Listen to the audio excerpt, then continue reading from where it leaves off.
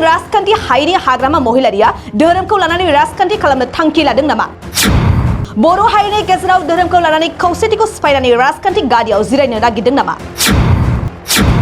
बे खेबाव नुनो मोनदों हाग्रामा महिलारिया धोरोमखौ ख्रिस्टानखौ लानानै खुंथाय सरकारनि सायाव गोख्रों अजद। नैबे जिखाबसे राइटिं पेडआव लिरनाय आखरनि लाइजामा बिजेपिनि दैदेनगिरिनो दैथायहरनाय लाइजाम। लाइजामाव मुंख'नाय दं गाहाय खुंगिरि प्रमद बर'नि दैदेननाय बिटिआर सरकारनि हेंथायै गोबां अजदानो अजद। थारैनो लाइजामाव मख'नाय अजद बादिब्ला सरकारारि खाबुखौ गोरलैयैनो मोननायनि मुङाव थागिबि बर' नखरफोरखौ ख्रिस्टान धोरोमाव बारस्लायहोनाय आरो बिटिआरआव गोबां चार्चफोरखौ बानायगासिनो। बेबायदिनो लिरथि बिलाइजों प्रमद बर' दैदेननाय सरकारनि हेंथायै गोख्रों अजद खालामदों हाग्रामा महिलारिया। थारैनो बेसे गनायथाव खुंथाय गोहोआ गोमालांनाय लोगो लोगो बर' रायजो राजाफोरनि गेजेराव फिन धोरोमारि फारागथि खालामनो थांखि लानाया। मख'नाया गोनांदि बै समनि आसाम सरकाराव किं मेकार जानाय हाग्रामा महिलारिया RSSनि दैदेनगिरिखौ आथिं हमनानै खुलुमनायखौ बर' हारिनि रायजो राजाफ्रा सोमोनांनाय फोरमायदों। जानो हागौ हाग्रामा महिलारिया खोमसियाव थानानै राजखान्थि गेलेनो थांखि लादों। नाथाय दिनैनि समाव हाग्रामा महिलारिया RSSनि दैदेनगिरि आरो बिजेपिनि आश्रय लायाब्ला गुबुन जेबो राहा गैलिया। बे बाथ्राखौ साफ्रोमबो बर' रायजो राजाफ्रा बुजिखाबाय।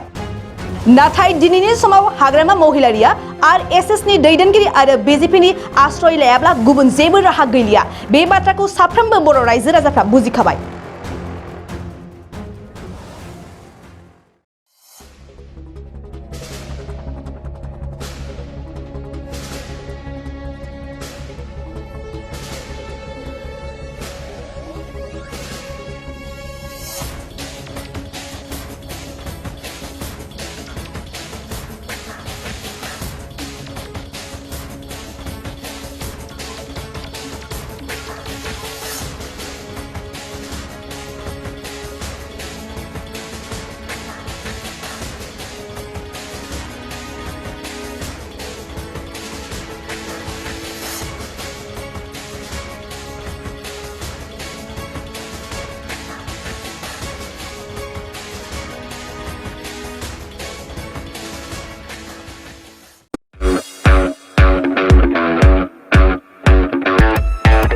स्कुटी आरो बाइक सालायग्राफोरनि थाखाय मोनसे मोजां फोसावथाय।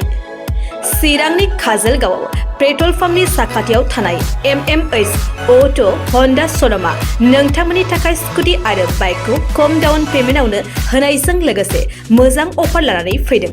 नोंथांमोना बे श'रुमनिफ्राय स्कुटी आरो बाइकखौ खम डाउन पेमेन्टआवनो मोननायजों लोगोसे बेसेन नाङाजासे गंनै हेलमेट, गांसे ब्लेंकेट, नोगोद 500 रांनि खाबुखौबो मोनफागोन।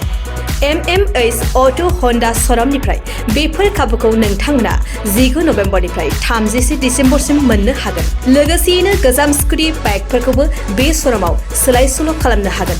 नोंथांमोना MMH अट' हन्डा श'रुमाव स्कुटी आरो बाइकखौ बायनो गोसो दङब्ला नैबे मबाइल नम्बर 8720957824 एबा 6001916155 आव थोंजों फोनांजाब खालामनो हागोन।